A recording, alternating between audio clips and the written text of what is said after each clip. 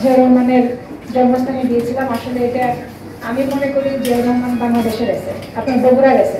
আমি বগুড়ার মতো জায়গায় চাকরি করতে এসে ওনার বাড়ি পরিদর্শনে যাবে না, এটা হতে পারে না। আর এটা আমি আসলে পলিটিক্যাল দৃষ্টিভঙ্গি থেকে না, এটা ওনার তো আমার দেশ গঠনের জন্য, বাংলাদেশ গঠনের জন্য ওনার অনেক অবদান আছে। আমি যেটা বলবো সেটা শুধুমাত্র মুখের কথা না, কথার সাথে কাজে আপনাদেরকে প্রমাণ দিব।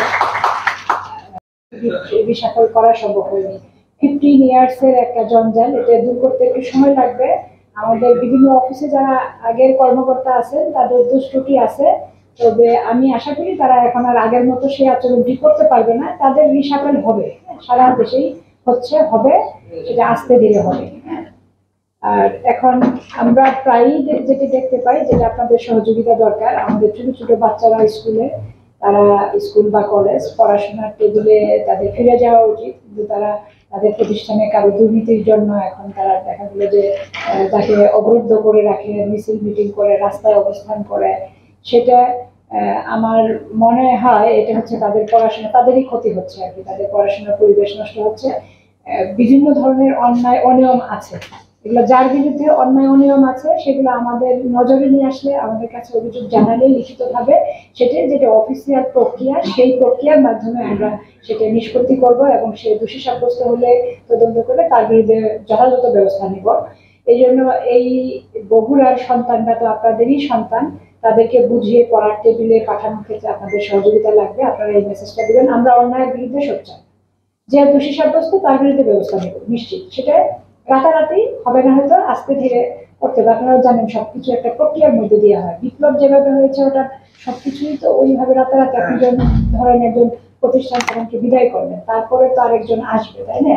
তাকেও তো বুঝায় নিতে হবে। আর যে যাবে, ধরেন রাষ্ট্রীয় পর্যায়ে যদি চলে গেছেন তার আর কোনো দায় দায়িত্ব নাই, কিন্তু এখানে যে যাবে তারপরে যে আসবে তাকে তো এখানে থেকে কাজ করতে হবে, তাই না? সেই ক্ষেত্রে আপনাদের সহযোগিতা লাগবে।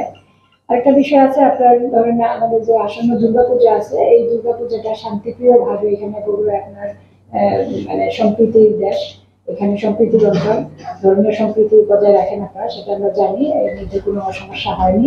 তো সেই ক্ষেত্রে শান্তিপূর্ণভাবে পূজা উদযাপনের জন্য আপনাদের সহযোগিতা লাগবে। আমাদের আগামী 23 তারিখে এই সংক্রান্ত আমাদের সভা আছে, সেখানে ছাত্র জনতার পক্ষ থেকেও আমরা এখানে ডাকবো তাদেরকে, কিভাবে আমরা ভালোভাবে পূজাটা উদযাপন করতে পারি। আমাদের পক্ষ থেকে সহযোগিতা থাকবে পূর্ণ, এবং যারা পূজার আয়োজন করবেন তারা এবং আপনারা সকলে মিলে যাতে শান্তিপূর্ণভাবে করতে পারি সেইভাবে আপনারা চেষ্টা করবেন এবং সহযোগিতা করবেন।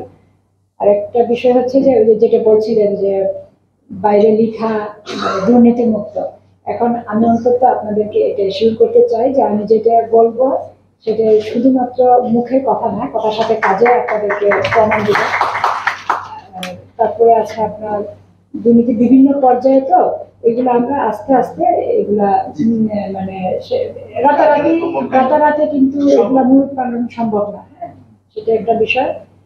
আর একটা বিষয় আপনাদের এখানে কাজ করতে হবে, সেটা হলো যে ধরেন আপনারা নিজেরাই বর্ণনা দিয়েছেন যে আগে রিজিমে কি হয়েছে, এখন রিজিম চেঞ্জের পরে যারা আসবেন বা যারা আছেন এখন, তারা যেন ওদের মতো আবার না হয়।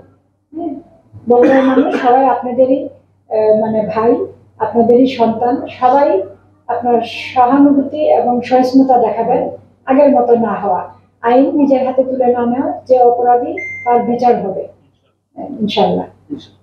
জিয়া রহমানের জন্মস্থানে দিয়েছিলাম। আসলে এটা আমি মনে করি জিয়া রহমান বাংলাদেশে গেছে, আপনার বগুড়া গেছে। আমি বগুড়ার মতো জায়গায় চাকরি করতে এসে ওনার বাড়ি পরিদর্শনে যাবে না, এটা হতে পারে না। আর এটা আমি আসলে পলিটিক্যাল দৃষ্টিভঙ্গি থেকে না, এটা ওনার তো আমার দেশ গঠনের জন্য, বাংলাদেশ গঠনের জন্য ওনার অনেক অবদান আছে। শুধুমাত্র স্বাধীনতার সময়েই না, শুধু ঘোষণা দিয়ে নয়, আপনার 75 পরবর্তী যে সিচুয়েশনটা ছিল সেই সময় আমার সার্বভৌমত্ব রক্ষার জন্য উনি যেভাবে দাঁড়িয়েছিলেন, এই জন্য আমরা তো আসলে ওনাকে ছোট করে দেখতে পাই না। ওনার এবং ওনার যে লাইফস্টাইল ছিল সেই লাইফস্টাইলই ফলো করি। আপনি খোঁজ নিয়ে দেখবেন আমাদের ফ্যামিলি। আমি মনে করি যে আমাদের তো আসলে বিলাসিত করার বা আমি ওইভাবে জীবনযাপন করার প্রয়োজন নেই। সাধারণ জীবনযাপন করে দেশের জন্য কাজ করে যেতে পারলে সেটাই আমাদের জন্য সার্থক। আমাদের পক্ষ থেকে, বিশেষ করে আমাদের পক্ষ থেকে আপনাদের সহযোগিতা আমরা করে যাবো ইনশাআল্লাহ।